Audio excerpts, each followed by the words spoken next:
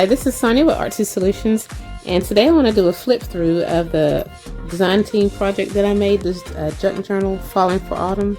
And it took me a little while to complete it, but I finally got it done. And it has a little bit of irregularities to it, and I'll show you along the way. So it measures approximately, let's see what we got. I'm just going to say 6 1/4 by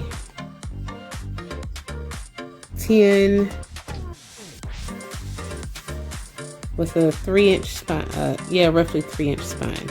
So the spine itself is a little bit irregular because the way I made these